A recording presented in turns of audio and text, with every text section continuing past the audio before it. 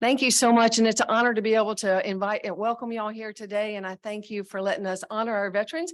For the first time since the 90s, Sylvia said, was Friday when we did not have the Veterans Day Parade, was the first time it had been canceled in all of those years. So that shows you what a great military community this is and how much we respect and appreciate those who serve. So we'll do it again twice next year, okay? General Kelly's upset that we didn't get to include him this year, so he's ready to march and ride. So we appreciate that. As we always do, we want to start out at the top and work our way down. So we've invited Suzanne Miller, Cassidy from Cassidy and Associates, excuse me, who is going to give us a opening remarks about Washington and what's going on there. We decided to make her life easy because there's been so much going on in Washington. We asked her just to focus on an update for what's going on that impacts the military. So if our great A team back in the back can hook us up with Washington, we would be most appreciative. I see myself coming in from Washington now. Can you guys hear me? No. Sometimes we have a challenge. Okay. So, all right. So while you work on that, Adam, I'm just going to go ahead and go to our local representatives because they're sitting here on the front row, smiling and happy. Sir, this happens to you too. They're giggling up here because this technology is not working for us. So if that being said, William, I'm going to ask you if you would come up and tell us what you and Senator Graham are working on. All right, good afternoon. I'm kind of glad to start first because most of the time she says everything I'm about to say. So this is kind of a treat. Few things from Senator Graham. We still don't have a top line agreement for appropriations. The current CR works will expire on December 16th, which is going to be here before we know it. It is unknown when or if we will make an agreement for an FY23 omnibus between now and then at this time. The FY23 NDAA is still ongoing. The process is a little bit strange, so I'm going to kind of break it down a little bit. The House and the Senate have been informally conferencing the bill. The conference version of the NDAA will be introduced as a substitute to the NDAA we have now and then pass hopefully in the Senate. The bill will return to the House to be passed and then on to the President to sign into law. No indications that we will take up the NDA this week. Looks like it would be late this month or first part of December. The Senate VA Committee will be holding a hearing on the implementation of the PACT Act on November 16th. And the total South Carolina MilCon for FY23 is 91.6 million. The original request from the President was only 10. The remaining 81.6 is due to Senator Graham requesting projects via earmarks. And that is all I have at this time. I think Brianna's next. And I'll be around afterwards if anybody's got any questions. Thank you. Well, I always enjoy following William because he gets all the fun numbers out of the way. So I can come up, but I'm with Senator Scott's office. Just like William said, we're doing the exact same thing. Just something to note. Senator Scott actually introduced with Senator Warnock the Building Credit Access for Veterans Act that will actually fall in with the NDAA. So we'll keep you all posted on that. If you need any help with casework, I'm volunteering our offices that are here. I'm sure they would do the same. So if you know of anyone too, just please don't hesitate to call us. Thanks. Oh, is Alex up next? Okay. Cody Ferguson, Congressman Wilson's office. I do military affairs for the office. So as you heard, I think we're expecting on the House side NDAA to wrap up on the 1st of December, expecting a vote on expecting a vote on 6th December. Some of the things that includes that are of interest to this audience. I think there's some improvements to the Exceptional Family Member Program in this year's NDAA. And there's some changes that should bolster the Military Interstate Children's Compact. So should help as you military family members move across state lines, getting their kids in schools and some educational benefits. But we'll keep you posted on that for the next meeting. And then for our people in uniform, as soon as this NDA, and it's time to start talking about the next one. So you should start getting your priorities in ASAP.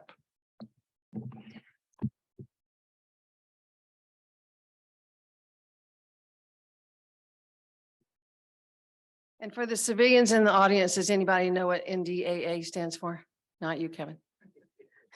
It's the National Defense Fund. So it's the Authorization Act, and it helps them as far as how we are going to control our spending, how the government and the military allocates funds for the different bases. So that's what they're talking about. It's very critical to us, and our congressional representatives do a wonderful job. We have been able to net over $230-something million, excuse me, in the last few years. Sorry about that, thousands. My budget's on thousands, theirs is on billions. So yeah, I don't always get it acclimated there. So anyway, thank y'all for that. Thank you. Congratulations on re-election. Congressman Clyburn's Larry Ward is out sick, so we wish him well, but that's why he was not able to join us today. So thank you for that. And thank y'all for helping us. And I think now we have been connected to Washington. So let's go with Washington.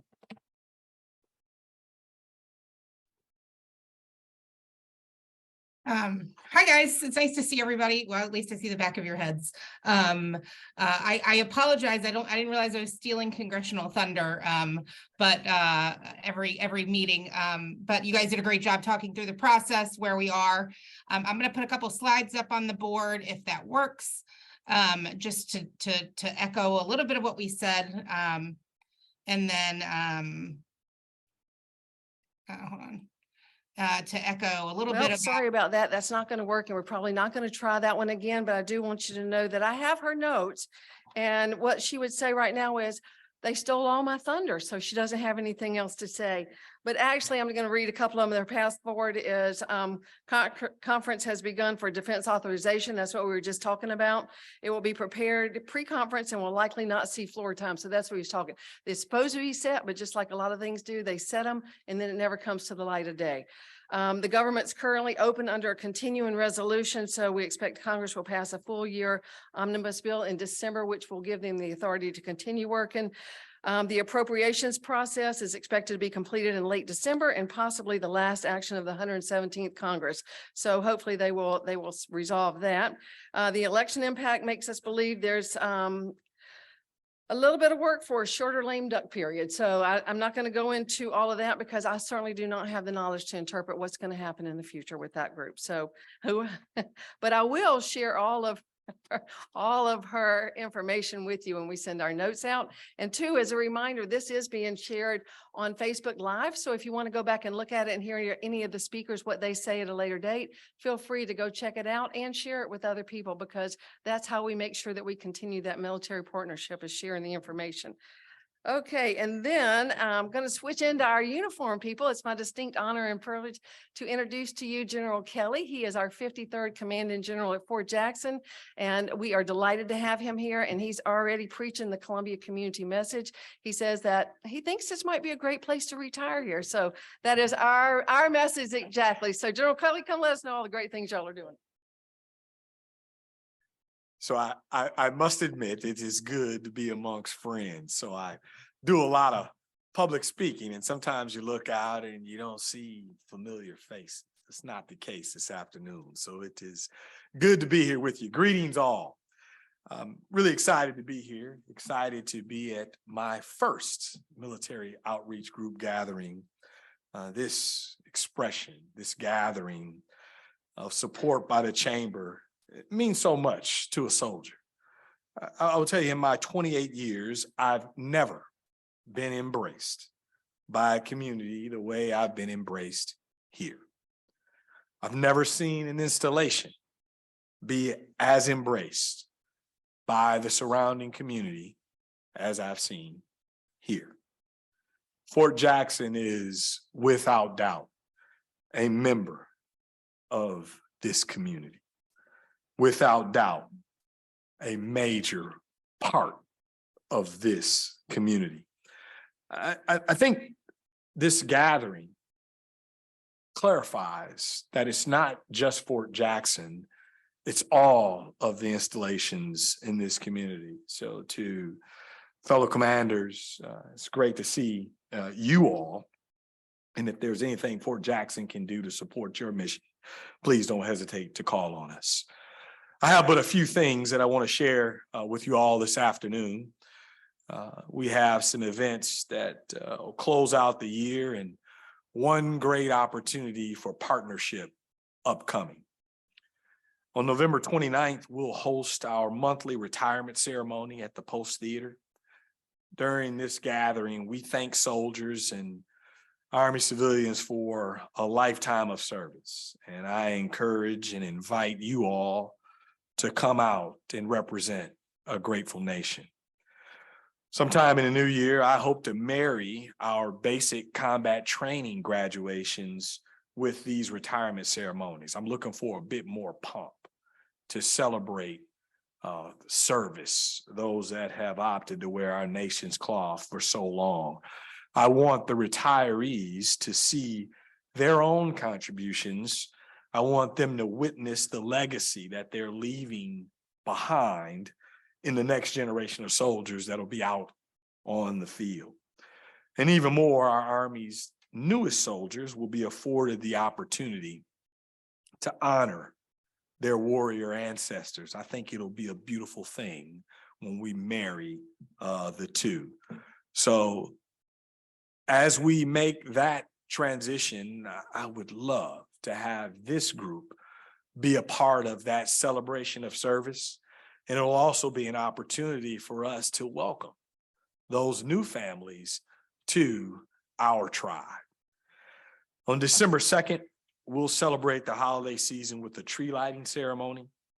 We'll have artificial snow, ice carving, music, food. It'll be a good time. We'll even have that well-known couple there with us. Jolly couple, Santa and Mrs. Claus. Got them good. They'll be there. Bring out the family. Help us usher in the season. Look forward to seeing you all there. And then on December 17th, we'll lay wreaths at Fort Jackson National Cemetery. Since Lexington and Concord, our nation's best have sacrificed to preserve this republic. And we're going to pause, because it's necessary to do that from time to time, to remember, to show gratitude to the families of the fallen, and to connect to our history. I invite you to join us as we honor those who came before. My final announcement, and I'll ask you to mark your calendars, set some time aside in the early spring. We're going to host an industry day. And it's my belief that private businesses possess the entrepreneurial spirit that our 105-year-old Army installation needs to achieve the next level of excellence. It'll be an opportunity to get services and products in front of leaders, in front of commanders, cadre, and drill sergeants. And it's through this industry day that we hope to connect the right ideas to the people best positions to implement them and innovate Army training, innovate base support, and any other opportunity someone might think they can develop and help us succeed on Fort Jackson. With that, I'm done with my announcements. I think it's only right and proper that I also address the most strategic thing that's happening at Fort Jackson, and that's our future soldier prep course. We are transforming how we're bringing young men and women into the Army. You've probably seen some of the articles published on some of the things we're doing to offset academic shortfalls, to offset physical shortfalls. What we've done is set conditions to invest. We've moved away from what we wish were true in terms of all being ready to meet the Army standard when they walk into a reception station, and that's not necessarily the case. But here at Fort Jackson, we have a means to ready those that desire to be on the Army team to get ready for basic combat training. It is going very well. I'm really excited to be a part of it. I think it is absolutely game-changing for those that desire to serve.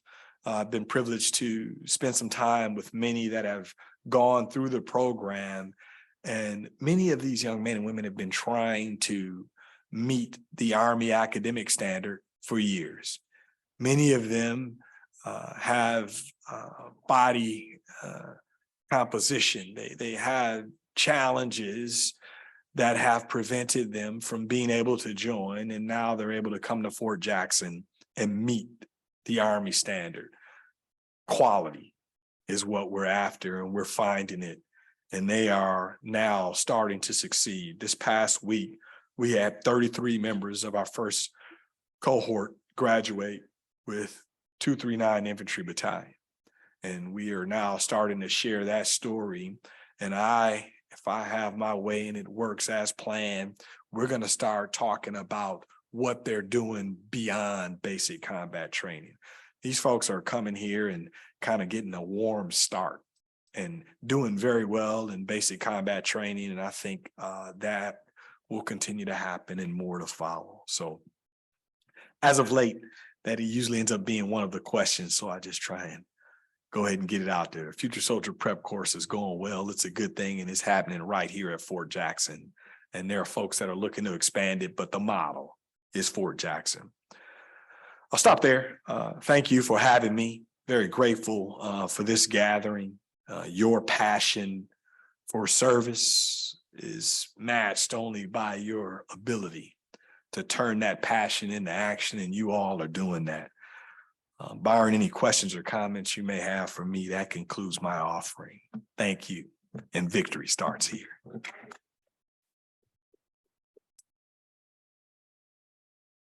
Thank you, sir. We appreciate that. And if anybody wants to join us in going out on the 29th, just let me know. He was talking about it's a great opportunity, but if you've not seen a night infiltration course, these soldiers have been out, they've been marching across the Fort Jackson, they've been through day and night, whatever the conditions, whatever the weather, and then they come to the end, and as they are trying to maneuver their way to safety, people like Sergeant Major Lamont here are shooting guns over their heads, and they're crawling, and it looks, I promise you, it looks just like sea turtles hatching on the beach.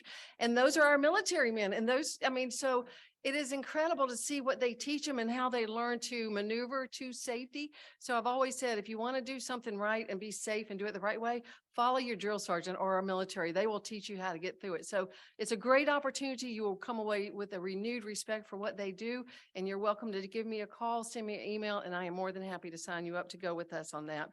And then one other thing that we didn't talk about, I mean, you know that we are the Army's largest training base, and on every Wednesday is Family Day, Thursday is graduation day. And because of the fort and the community partnership, we have now started where all of our soldiers and their families can come off of base on to all of our attractions, restaurants, and hotels and have fun on Family Day, or excuse me, on graduation day. That means a tremendous amount. They already are contributing $4.7 billion to our community. So when they all come out and they're eating and playing and having fun, that just solidifies their value to not only our country, but to us. It also helps the family, the Army family, understand that this is what we're signing up for, because we might recruit a soldier, but we retain a family. Correct, guys?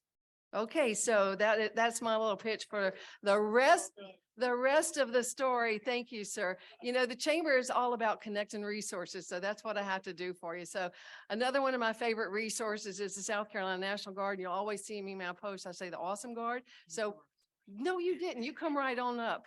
General McCarty is flying in Colombia. You've heard him talk about our military partnership. So he is over in Colombia now doing work with them. And so we have our DAG here with us today. So thank you, sir. And I'll let you tell them. Oh, absolutely. So on behalf of Van McCarty, Major General, his call sign is Adjutant General. I'm Jeff Jones. I'm the Deputy Adjutant General. My call sign is Dollar General. So it's good to be with you. Susan told me, she said, we're going fast. So just talk as much as you want to. I want to seize the opportunity. I need some help. I need some help from you after this. Be thinking about how you can help me. I was just leaving here to come over and speak, and I left home, and my wife, who I love dearly, waited till I was leaving out the door to ask me a question. We teach a Sunday school class, and we're teaching kids this weekend about Jonah and the whale. And I was leaving. My wife says, I don't think we need to teach the Bible story about Jonah and the whale. And again, I'm walking out, I'm reaching for the keys. And I kind of thought for a minute, I said, why not? She said, well, I just don't know if it's real. And I said, well, honey, I said, it's the Bible, right? We're talking about the ultimate senior rater, the ultimate commander in chief. It's got to be real, right? And she said, well, she said, I know that the whale has the smallest esophagus of any fish. Right. So she can't swallow a human. The whale can't swallow a human. First mistake I made is saying, well, to be factual, I said the whale is a mammal. It's not a fish. And that didn't go well there. And she said, well, I just don't think it's true. I said, I believe in the Bible. I just really don't think we need to teach the kids. I'm trying to walk out to make it. So I had the door open and I said, well, if the Bible says it's true, it's true. And I'm walking out and she said, well, how do we know? I said, well, when I get to heaven, I'm going to ask Jonah. Okay. And this is where I messed up. I was walking out. She said, what if Jonah went the other way? I said, well, then you can ask when you get there. So pray for me, Kevin. Pray for me. Did you bring the post chaplain?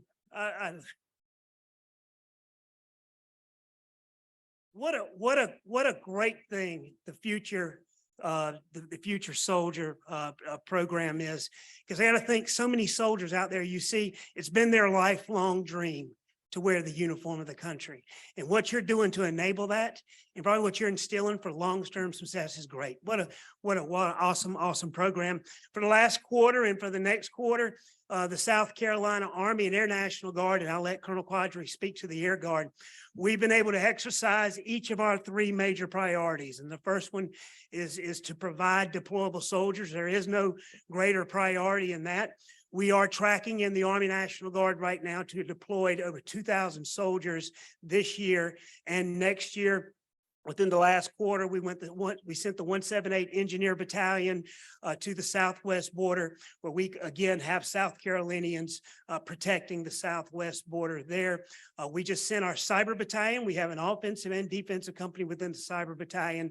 They have just deployed to Fort Meade, Maryland, and we are also preparing for our 228 Signal Brigade, which consists of the brigade headquarters and the 151 Signal Brigade. They will be deploying to Kuwait after the first of the year. Good news is that we are redeploying our 133rd MP company. They perform the customs mission throughout the Kuwait area and all in surrounding countries around there. And we just returned something we're very proud of, our 1st to the 151st Attack Helicopter Battalion, who fields the Army's latest aircraft, or the latest Apache, the Echo model.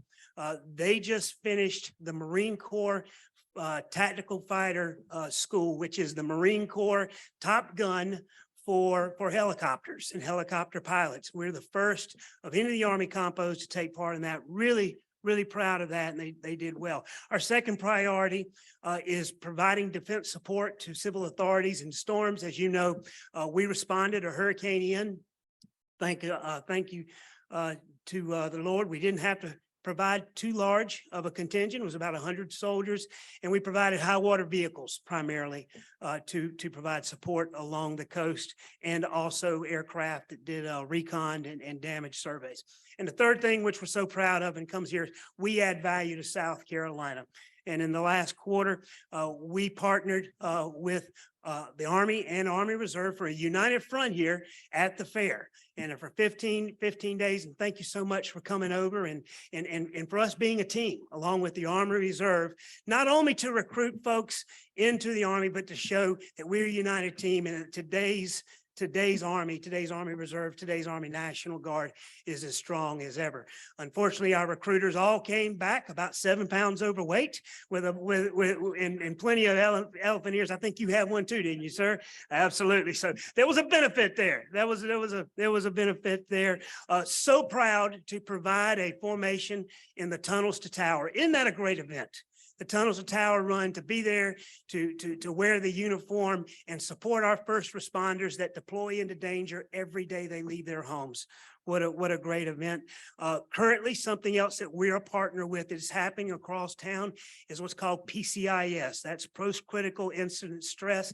We are a partner with South Carolina law enforcement agencies where we provide incident stress support, where law enforcement officers who've been involved in critical incidents can get together, engage each other, and do the peer-to-peer interactions, which is really the way that they recover from critical incidents. It's something we're very proud to be part of. About 10% of our organization are law enforcement officers, and we recruit a lot of military law enforcement into the Guard. So very proud of that. What we're doing, as always, USO, ESGR, Veterans Affairs.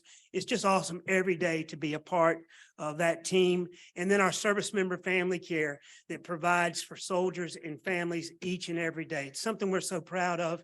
And again, we're just so proud to be a part of this community, so proud to be a part of everything that's going on today and to be your teammate. So thank you very much.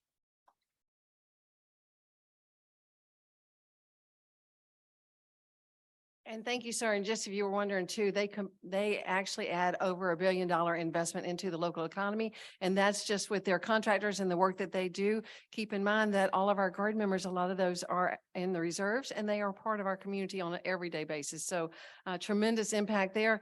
Colonel Quadre, I'm gonna let you come over here. He was supposed to be flying and y'all, he gave up his F-16 ride just to come be with us today. So thank you, sir. We appreciate that. Don't lie to everybody.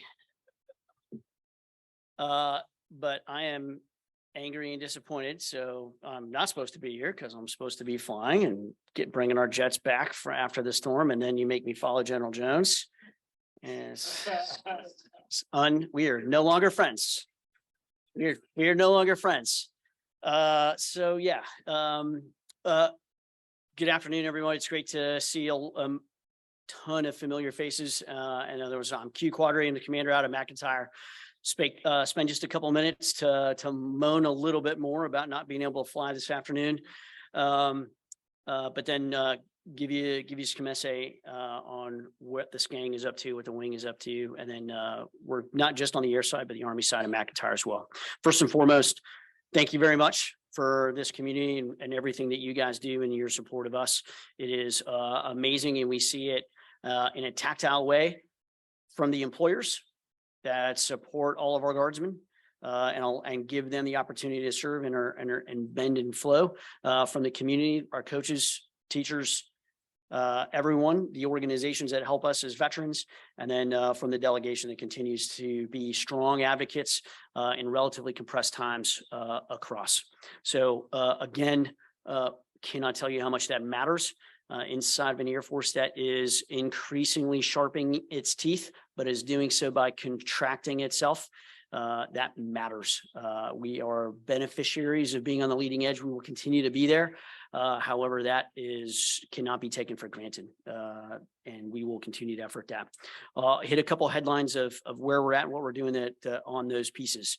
So first and foremost for McIntyre, we should have been leaving Columbia and heading back to McIntyre with a runway as we speak. That is not happening. So as was publicly announced a few weeks ago, we are delayed probably for about 2 months. So we'd expect to return from Columbia Metro to McIntyre, get F-16s back home in mid-January. I'd expect that. We may get a Christmas present. We'll see how good Santa is. And Mrs. Claus, I'm asking for it, but I misbehaved quite a bit. So we'll kind of see what happens. That will be good. I'll just kind of share with the community that this is negatively impacting readiness. And so we are on the cusp of next year, just like the general talked about. We have multiple mobilizations going on. So our fighter contingent is getting ready to leave. We still don't know exactly where we're going to go. The world dynamic, as you can imagine, is changing, and where we put fighters in the world matters and is managed at the highest level. So we don't know exactly where we're going, but we do know we're leaving. And so we're going to start flying some nights that were supposed to be at McIntyre. They're now going to be at Columbia. And that tends to be disruptive to the community. So either everybody's always continuing to say, could you fly over my house? And then somebody else is saying, stop making me duck when I go check the mail. So, but we will continue to do that and keep everybody informed. It should hopefully not create any further disruptions from that. Quite frankly, and the reason why we were all flying today is we got to get back home. And though we're exiting the storm season, we're not as protected in Columbia without hangar space and trees and all that kind of stuff. And so that is causing very conservative deployment moves as the storms have come through, both for Ian and actually even just for the tropical storm, which is the driving factor. So we've got to be mindful of that. We'll continue to do that. We've been on the road last month, 6 days notice, packed up, went to Nellis Air Force Base in Las Vegas to go do things we don't talk about in public. But you've seen them in the movies, and there's a reason why when the president gets handed a book and says, "Hey, Mr. President, these are your options and here's what it's going to do." We don't make that up. And so we're out doing some good readiness builds and demonstrating the capability that you guys have here in South Carolina, which is amazing. Simultaneously, we talked about the tag me down at Columbia. We've got some of our medical corps and cadre that is with him executing some of that humanitarian mission as we speak down in Columbia. They left over the weekend. In fact, some of them will be on the USS Comfort later on in the week, delivering that medical care. And then we'll be following up with our partners down there as well as we continue to build and prosecute the national defense strategy in multiple venues, not just in our readiness, but across with our partners internationally and domestically inside, as well as our resilience and our ability to execute this is underpins the leading edge and the pointy ends of the spears. A couple follow-on pieces to that. For the community that you guys probably care more about than what we're doing in fighter planes or with our training with our airmen is as we move into, and I can't be specific here because I don't know based on the uncertainty of what our deployment taskings and what that schedule looks like. But you can expect from definitively McIntyre, and I think I would be cautious to say, I think you'll see that from the military apparatus, definitively from the Air Force, but specifically and acutely with us, an opening of our posture, right? So as we kind of realized for the last 20 years in a post 9/11 era, our bases became moats, right? And if you didn't have an ID card and you weren't part of the club, you were not able to get in, right? But this pulls us away from our communities. An unintended consequence of a security posture, and we're trying to open that back up. So we will open that up as best we can at McIntyre to the fullest extent of our ability. See what my boss's boss thinks about that, but we'll swing that bat, and then we'll try and swing about. And this is what I want to advertise is, so last time we talked about for the community, for the industry, right? We want to have a dialogue because we are from here. We are of the community. We do not leave in PCS. What parts of our mission element, right, as we look to grow and build and evolve this gang best suit or is best managed by the community, right? And the next part, that's not done, that's ongoing. The next part of that, right, the corollary to that is our youth, right? And our next generation of servicemen and women, regardless of the service. And so I can't promise you STEM Day because I don't know when I can put STEM Day back on the base because I don't know what my deployment schedule is going to be, and that's going to drive it. But as soon as I get some clarity on what the operational requirements are, you can expect alongside in the aura of opening this base up and exposing the installation, the SCANG, the Air Force back into the community so that little kids have the opportunity that I had and going to an air show and seeing a flyby and saying, hey, this is what I want to do, and be able to have that conversation with us is a good thing. And so what I would ask or offer is specifically and acutely in our school systems, specifically and acutely in our public kind of communities where we have these emerging adolescents, young adults, where there is an opportunity where we can help, where we can engage. I've made this offer to the delegation staffs as well. We are happy to, and we'd look to, and we want to. That isn't come recruit those audiences. This is just come engage in the community, specifically and acutely with our youth, so that they can be a part of the ecosystem that we are living here, right? Except most of us have been in this business for a very long time, and we need the younger ones to follow. Speaking of that, if you indulge me, I can't see there he is. There's my slightly handsome frowny faced dude at the end. Yeah, that's him.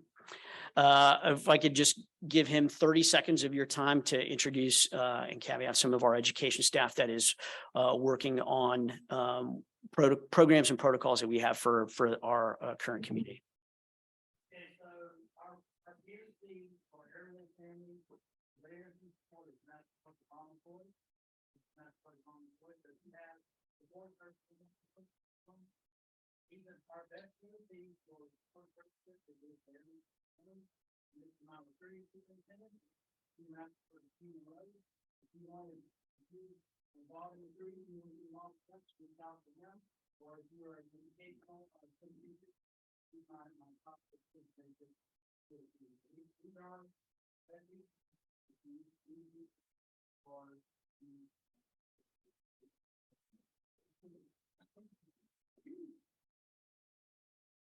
Okay, and thank you. And he's really not pouting because he didn't get to go fly. He'll fly a lot later. So thank you, sir, for being here with us today. We appreciate that.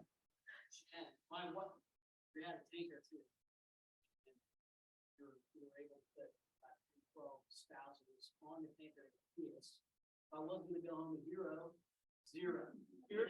Darn. Just that quick, remember that, sir.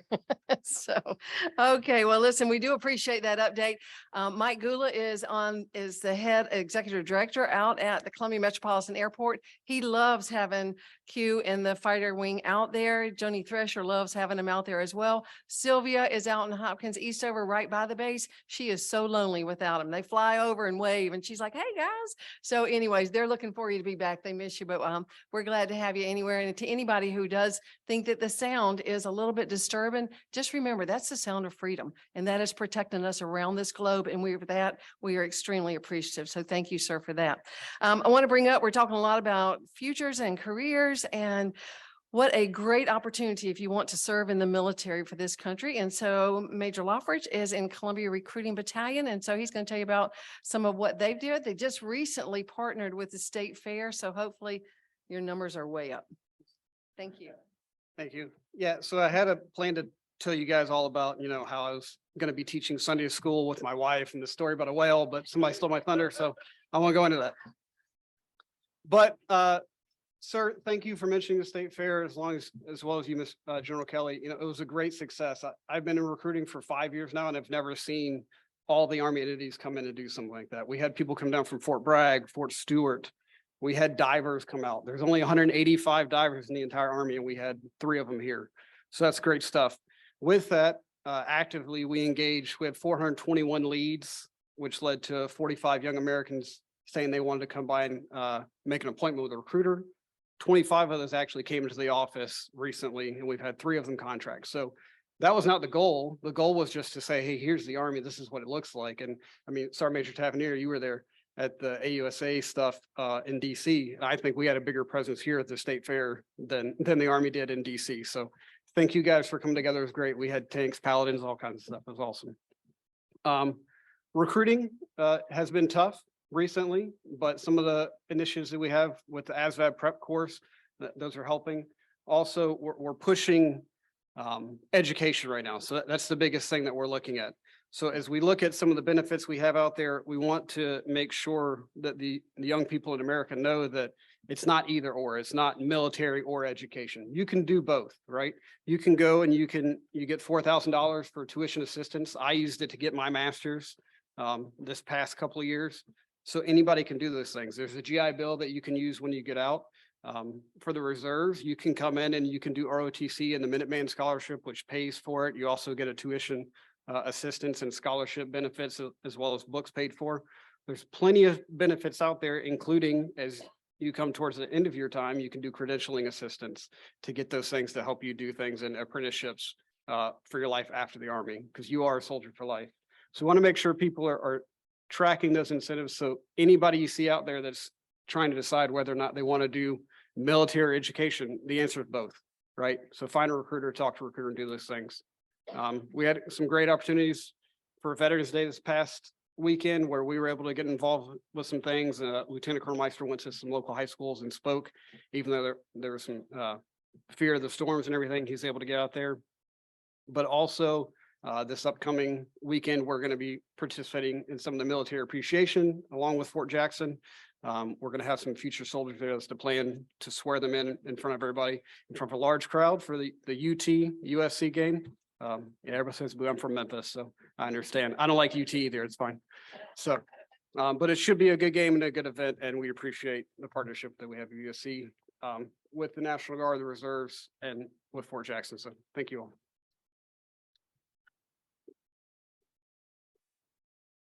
So thank you so much. And I don't know if y'all realize that having this caliber of our leadership of our various military organizations represented, that is really something that is not, it doesn't happen other places. I mean, somebody might bring in the Air Force, or somebody will bring in the Navy, or somebody will bring in the Army, but we're blessed to have all of y'all. So thank you so much for being here today, for supporting the community, and for allowing us to partner with y'all. We really appreciate that. It is very special, and we appreciate the uniqueness that we share with that regard. I also wanted to take just a minute, as we're going to transition now into the military support organizations. And you've heard us talk about we're a great American defense community, and we've talked about we're the most military friendly. Dan Beatty taught me years ago to say, yeah, but we add a lot of value to our military community. So all of the partners in this room add value. And so we appreciate each and every one of you being here for what you do for our military folks. And then I want to bring up specifically Ms. Sandy Claypool, who is with the Department of Veterans Affairs. We have what's called a military-based task force, which among other things, they do huge work, but the military-based task force is something that we bring in from around the state, and our boss and president, Carl Blackstone, serves as a member on the military-based task force. So they recently had a governor's briefing, and I asked Sandy to please give us an update on all the different discussions that were held there, or the priority ones, not all of them. Thank you. Hi, I'm Sandy Claypool, Director of Military Affairs for the South Carolina Department of Veterans Affairs. That sounds a little confusing, and Susan asked me to say a few words to kind of clarify how all of that works together. So we are not the federal VA. We are a 3-year-old state cabinet agency, and most of our department is focused on veterans, but military affairs are focused on the active duty military service members and the installations. So as Susan mentioned, the military-based task force, I know a number of you are familiar with them. They are very well connected in the military communities. They live in those communities. They know those people. They know the installation commands. And so we work together to provide support for the installations, for the service members, for their families.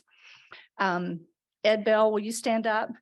Ed is our base support coordinator for the department, and he works with the installations on issues like encroachment and mission readiness. Jason Fowler, will you stand up?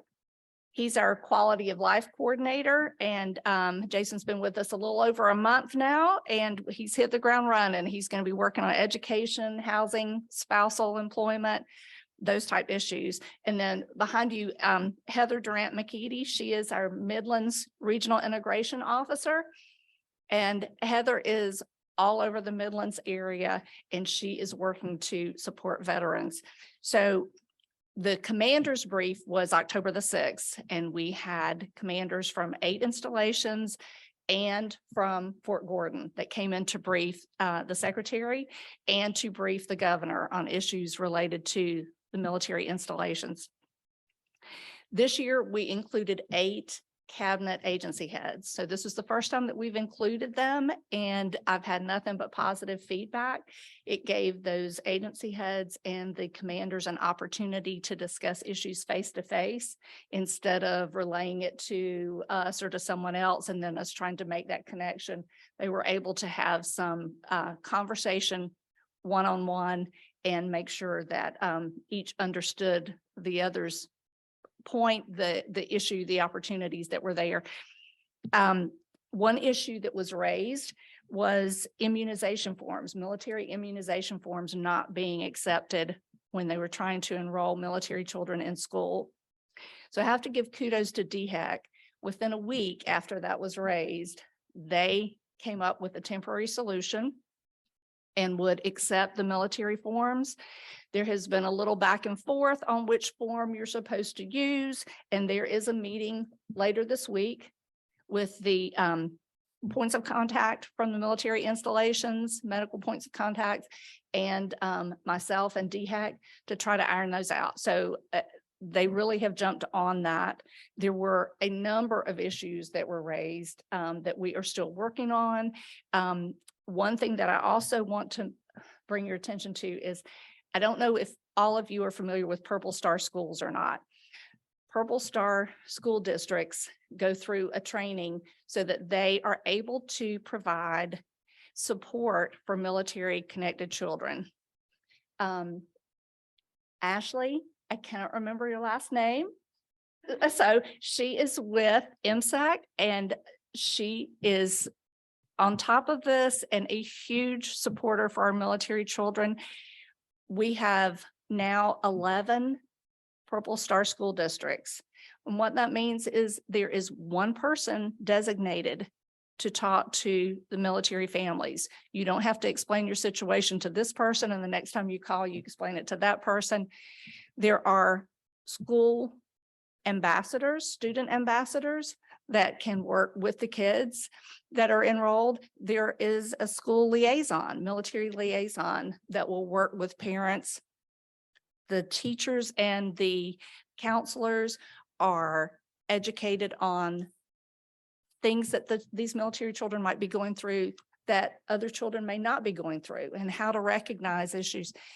We celebrated with Dorchester 2 last week. They became the 11th Purple Star school district in the state, and we have a number of them that have already reached out to us and Department of Ed so that we can try to do this all across the state. What we have realized is that while we have 8 military installations, we also have a huge Guard and Reserve component, and we have military connected children everywhere. So we want to try to push this so that we have it across the state and can support all of these children. We will be around for a little bit afterwards. If you have any questions or you need anything, please reach out to one of us and let us know. Thank you. So when we say we are all connected in this community, we certainly are. And I want to give a shout out to Fred. And also I saw Kelsey Carter here, Maria Owens. Thank you all. They're from School District 2. Fred's from the Fort. And what we do is we try and make sure that as our military families are coming in, we help them acclimate to our public school systems. We have amazing school systems on Fort Jackson, but when they come off base, we want to make sure that we take good care of them. So we appreciate that. Another thing I want to do is give a public shout out. When I say we're all connected, y'all are all familiar with WIS TV and the Year of the Veterans program. Well, the other day, our buddy from WIS called, and Crystal does all of our program, and she helps Jared. She helps all of us with everything we're doing. She said, hey, we have somebody, we need a volunteer to help serve with the Big Red Barn. And so I was tied up. I had city council meeting that night. I called, Jason said, I'll answer the call. He went over and served and had a great time. So that's a plug. If anybody wants to volunteer with the Big Red Barn, we're going to talk about them a little bit more. Lamont Sear, he won't make you serve or cook, but I tell you what, the chef out there, he's tough, and you got to put the dishes back in the right place, right? Whew, he's a mess. So, but it's a great time out there. So I appreciate that. Now I'm going to introduce you to somebody that is no stranger, Kevin Suedo, the civilian aide to the Secretary of the Army. I'll start off with the Secretary's favorite subject, recruiting. I know we've got the recruiting battalion here, but I will tell you the Army missed its recruiting goal by 15,000 this past year. And we need your help. Bottom line is, I'll keep it as short as I can. Every one of you knows somebody that has some propensity to join the military. They just need somebody to talk to them. If you'll talk to them and contact myself or Major Lothridge or the company commander, stand-up company commander. This is the guy that does it for the entire community right here. We'll make sure we link a recruiter up with that individual. So please help me. How important is it? Literally, the Chief of Staff of the Army and the Sergeant Major of the Army are in schools this week talking to young men and women about a career in the military. So please take it seriously. We'll help you bring people on board. The governor, I think we've mentioned before, has signed a partnership memo, partnership for your success. Long story short is that active duty Guard and Reserve individuals that are getting out are guaranteed up to 5 interviews, courtesy interviews, as soon as they leave. If you don't know anything about the program and you know somebody that's getting out, I'd be happy to answer the question and even go ahead and open the door. But the state wants these active Guard and Reserve individuals in their community, and everybody else should for that matter. For those of you that have not gotten enough golf this year, the AUSA has its big tournament on Friday. We don't have a full field yet, so I think there are a few spots later, somewhere between Sylvia and me. We will go ahead and get you all connected so you can go up and beat that little white ball. And I shouldn't say this publicly, but the best reason to play is the 4 drink holders in that golf cart. Scholarships. Somewhere between Jeff and I and the tag and the commander of the 81st, we have given over 24 scholarships to students in South Carolina. Those scholarships are going to come open again. Only for the Guard and Reserve. If you're talking a scholarship for a reserve, I'd ask you to go ahead and Jeff, if you go ahead and put your hand up. That's the man you want to see. The National Guard, you know, the way it's done is they've got their officer strength manager. They're going to put everybody in there that wants to compete for these scholarships, and they're going to get boarded and they're going to get ranked ordered. Last year, we ran out of names by the time we ran out of scholarships. So I will tell you, it's a good opportunity, but they're going Guard and Reserve. Last thing I'll throw out has more to do with the DMV than it does the civilian aid of the Secretary of the Army, and that is we are tired of naming buildings after people that haven't earned the honor. And so we have named in the last 10 years 10 DMVs after Medal of Honor recipients. Between now and Christmas, we're naming 3 more with the support of the legislature. Sergeant Major Pat Payne, who is the only living Medal of Honor recipient from Delta. The other 2 were posthumous, Shugart and Gordon. We will be naming the Camden DMV after him. He almost backed out of it because he didn't want the name Payne associated with DMV. God bless him. And that is true. The other one is many of you have heard stories about Speedy Wilson. Speedy Wilson is a Marine.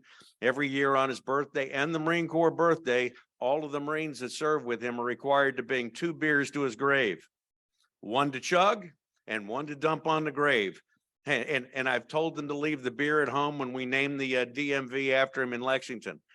And then the final one is Lieutenant Mike Thornton, Navy SEAL. Although he doesn't live in South Carolina right now, he grew up in Greenville and we're going to name it after him. It's about time we started naming buildings and things after individuals that are honest to God, true heroes, as opposed to, should I say it, political heroes? That's an oxymoron, isn't it? I'll finish on that. And you can always count on Kevin to say the things that we scroll by. So thank you, Kevin, for that. We always appreciate that so much.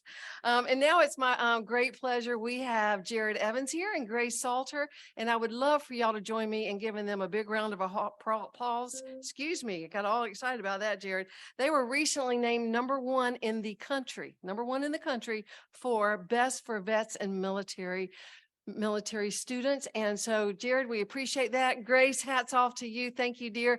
They are doing amazing work. And they just had a huge 5K run to raise money for the Big Red Barn. Thank you. Thank you, Susan. Good afternoon, everyone. It's great to be with you. It is essentially March Madness season for us right now. So our Veterans Appreciation Week goes far beyond a week, and we have as many events as we possibly can to honor our veterans and service members. So shout out to Grace. She leads veterans for the Department of the University. She's done an incredible job. Also, I'd like to thank everyone who was with us this past Friday for USC's 14th annual Veterans Day breakfast, where we had the 282nd band come out and sing the national anthem. And then also on Sunday, we had our 5th annual Veterans Day 5K, where again, all the proceeds raised will go to support the mission of the Big Red Barn. And if you're new to the group and not familiar with what they're doing and the incredible, programs and resources and services they provide to our vets, our service members, and also our first responders, I know Chris and David will be more than happy to share with you their mission. We've got a couple of more events we're working on right now that I'd like to share with the group. We're starting a book club at the university called Words and Warriors, which we're really excited about. Our first meeting is going to be this Thursday at 8:30 a.m. in the Veterans and Military Center of Excellence on campus. It's just an hour-long kind of introductory kickoff to this book club. But again, it's open to the entire community, not just for the veteran and military community at USC. So if anyone's interested in that afterwards, me and Grace would be more than happy to talk to you. And then everything will culminate this Saturday with our annual Salute the Troops Military Appreciation Football game, where we've got some military vehicles that'll be in Gamecock Village for the tailgate, which we're really excited about. We'll have the mass swear-in and re-enlistment ceremony, which we're honored to be a part of. And then also our very own General Jones, USC alum, is going to be our celebrity starter for the game this year. And sir, I hope you're ready, because we're going to need all the hype you can bring to take on Tennessee this weekend. Okay. All right. And then also we're incredibly honored to have 3 Medal of Honor recipients with us that will be recognized and honored during our halftime show, which Steve Phillips out in town has been doing for the university for years and does an incredible job. And Kevin, thank you for your efforts on that. But to have 3, I mean, it's an honor to have 1 Medal of Honor recipient, but to have 3 on campus at this football game to be recognized truly is an honor. And so we're excited about where we're going with the university. Susan, thank you for mentioning the #1 ranking. We're proud of that, but also feel like our mission is just getting started. We recognize we still have a lot of work out in front of us. And so we're committed to ensuring that the university continues to enhance everything we're doing as an institution to support our 2,000+ military affiliated student population. And just one last thing I'd like to share with the group. Before this meeting, we were on a call with an organization called 50 Strong, which is run by Candy and Kevin Tillman. Kevin is Pat Tillman's brother. They started in 2020, and their mission is workforce development and career readiness and placement for vets, service members, and spouses. And they do an incredible job. And so we were on this call, and there's other universities from around the country, as well as Fortune 500 companies that have really strong programs in place to support and onboard their vet service members and spouses.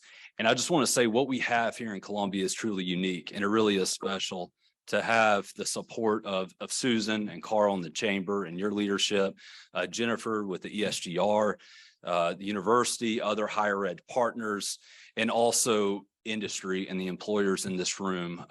There's a lot of companies that say they're military friendly and do nothing to actually back it up.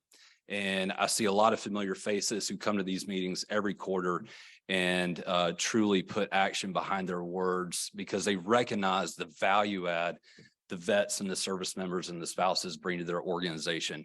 So and also the military leadership, it wouldn't be possible without your support. Obviously, retention is very important, but the fact that y'all recognize when a soldier, sailor, airman, Marine says, hey, it's been a good run, but I'm ready to pursue something else professionally, the support y'all provide those individuals to set them up for success after serving in the military is critical and vital.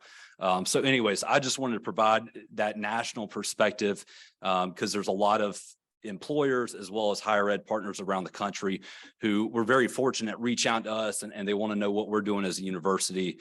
And I tell them all the time, it wouldn't be possible without really the full buy-in from the community. So I just want to leave y'all with that. So thank you. Hope to hopefully see you, if not this Thursday, hopefully at the Tennessee game this Saturday, where maybe we'll pull out the upset. And if not, we'll still have a great time honoring our veterans and service members. So thank you.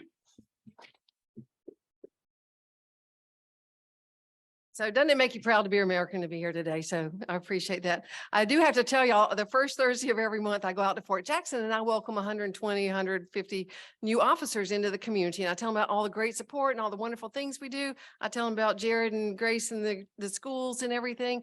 And so I always tell them too that university brings the football players out so the drill sergeants can work them out a little bit and teach them about leadership and team building and all.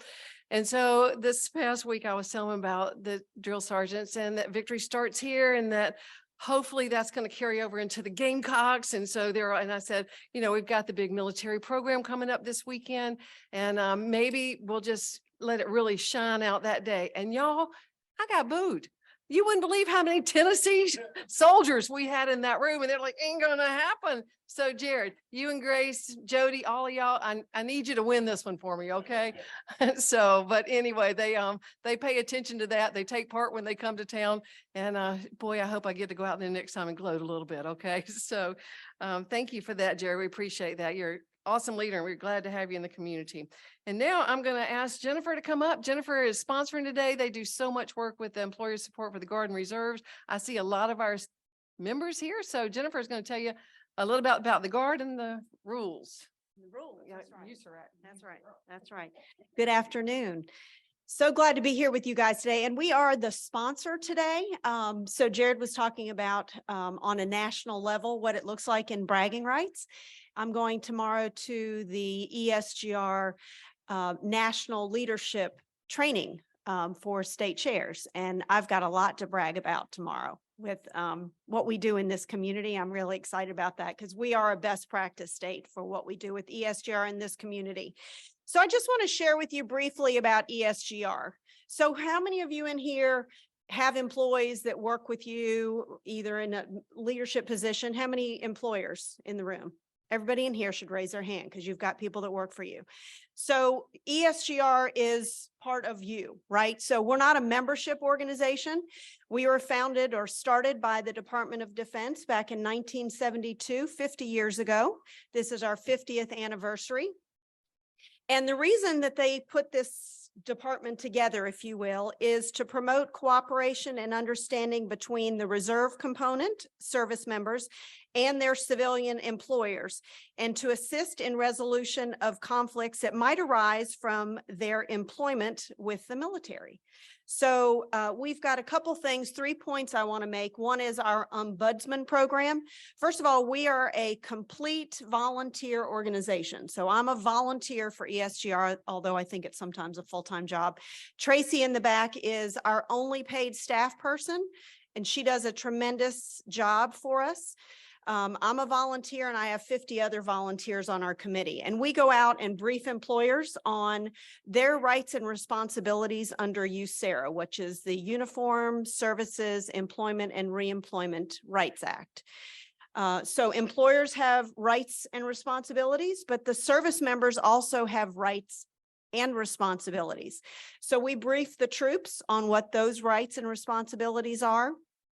And we also provide service, which is called, my first point, ombudsman service. So we have a committee of ombudsmen who assist employers and assist the reservists when there's a twist up, if you will, with serving in the military or their job responsibilities.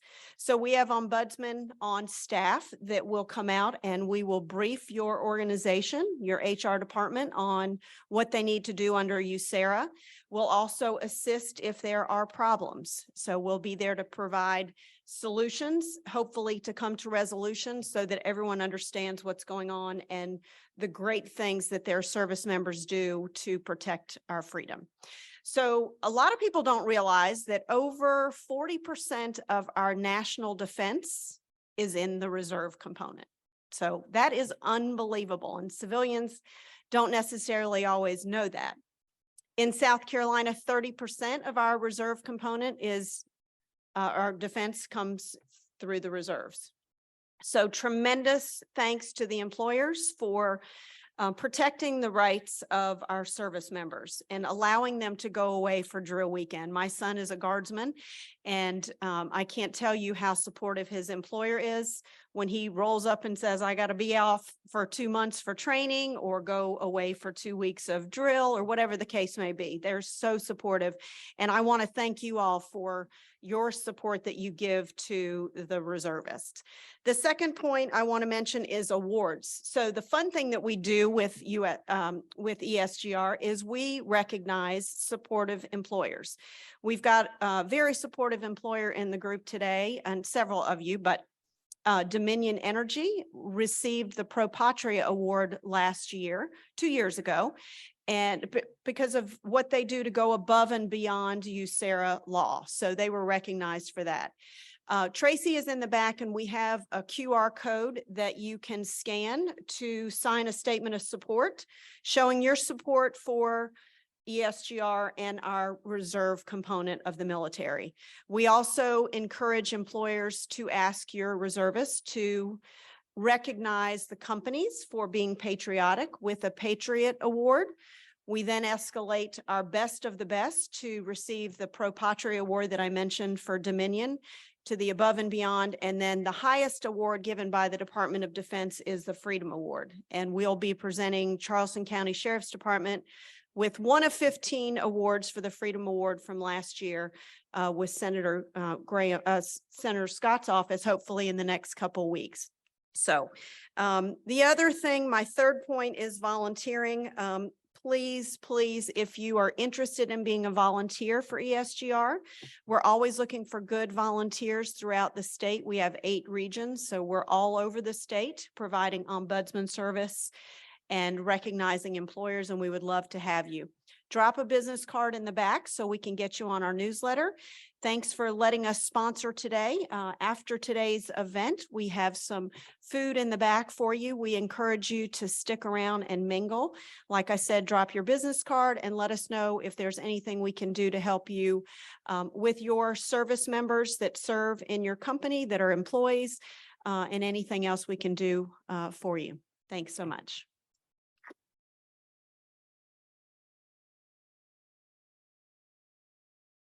Okay, and 2 of our sponsors of the military outreach group are actually here with us. We have Dominion, and then we also have Blue Cross Blue Shield. So ESGR members and chamber members and military outreach sponsors, we appreciate all of your support in that regard. And so now we have an extremely special honor that we want to share with y'all, that we actually bestowed upon one of our fearless leaders at the gala. And he was out doing what he always does, and that's serving the people and helping other people. So I want to show you a video, and then I'm going to ask my boss and leader, my Command Sergeant Major, Miss Henry Baskins, to come up and do the honors of making the presentation to one of our very own. And I'm going to let y'all watch the video, and then she'll come up and share the rest of the warning. Thank you. Lamont Christian, Military Advocate of the Year. Lamont Christian, Command Sergeant Major, is a native of Brooklyn, New York. He entered the Army Reserves as a parachute rigger in 1986 and later entered active duty, completing Infantry 1 Station Unit training at Fort Benning, Georgia.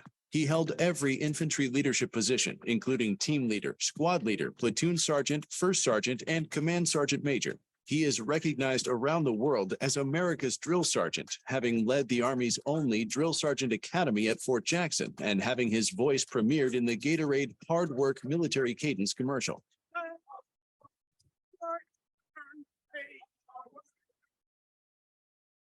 After 32 years of service, he retired in 2018 as the 24th Post Command Sergeant Major of Fort Jackson and continues to assist nonprofit organizations, law enforcement, and first responder organizations by providing leadership, training improvement, and development. He serves as Director of Post-Traumatic Growth Program at the Big Red Barn Retreat in Blythewood, South Carolina.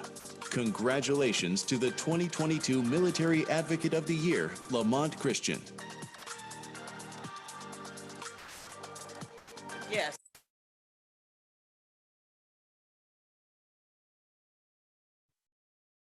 This is a privilege for me.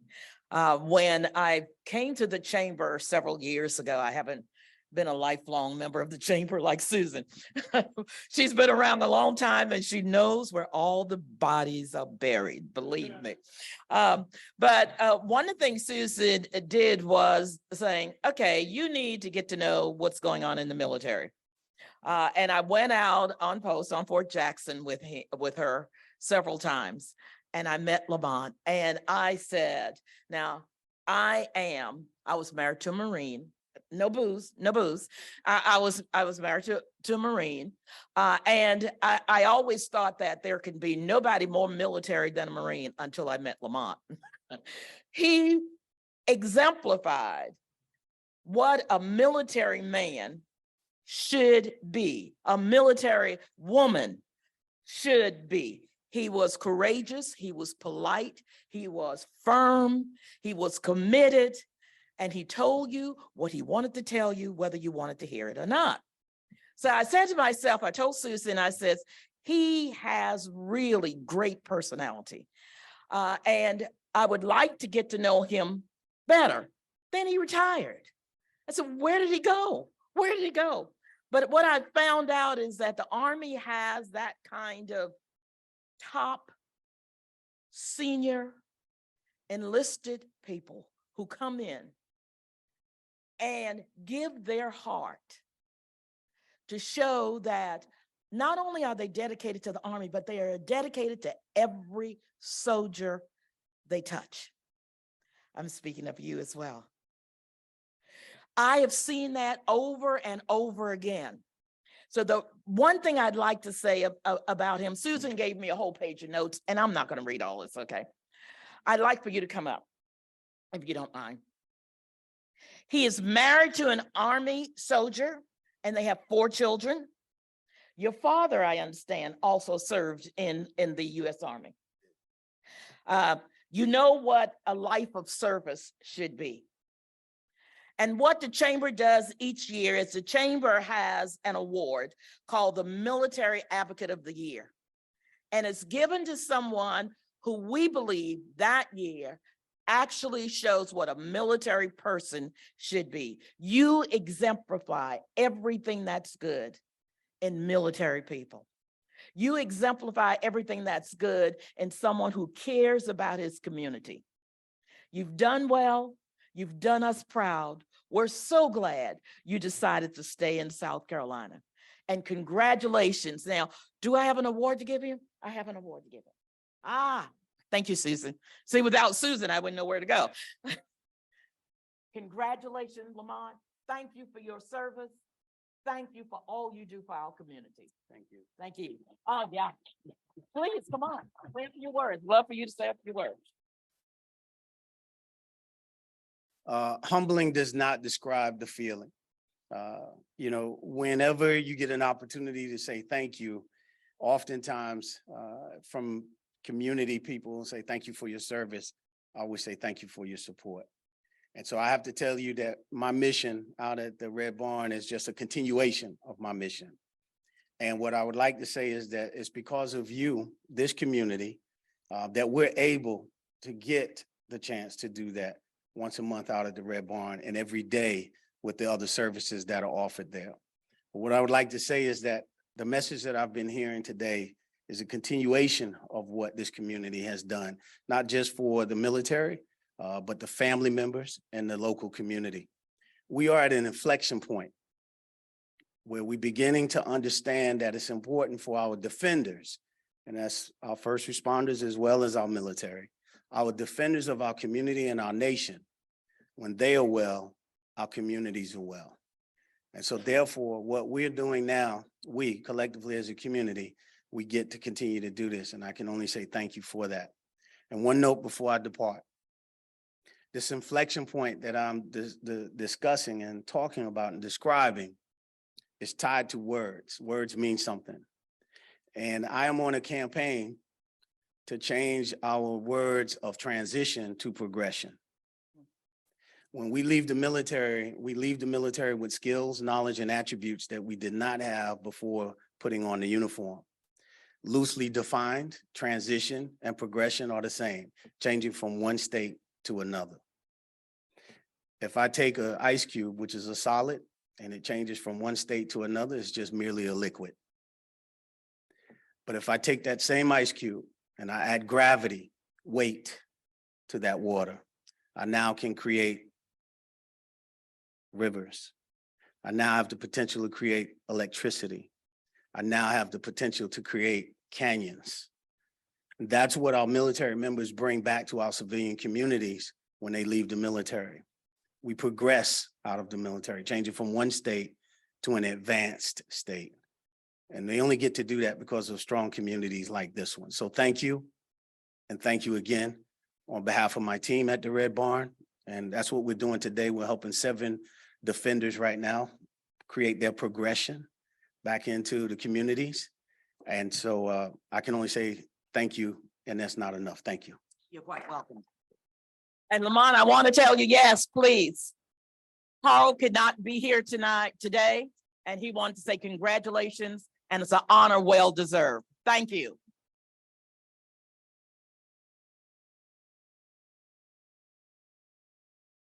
Thank you, Lamont, and thank you, Henry. I tell you, I've known Lamont for, I've been at the chamber for 10 years, not really forever, but for 10 years. And I did meet Lamont and Angie when I first came here, and they were the first military family really that I had the opportunity to work with in both of their roles at the Drill Sergeants Academy, then at Post Command Sergeant Major, and now here. And he is the exact role model, like Henry said. We want them to come here, serve their country, come back here, and then serve the community. And we are blessed. I mean, we have so many great leaders, David, Kevin, Jared, that have gone off and served the community and then come back here. Jason, Ed, I mean, the list goes on and on. This whole front row, I'm going to have them retire here when they're done. They don't know that yet. We have Kate over here. She came back to Columbia because she loved it when she served here.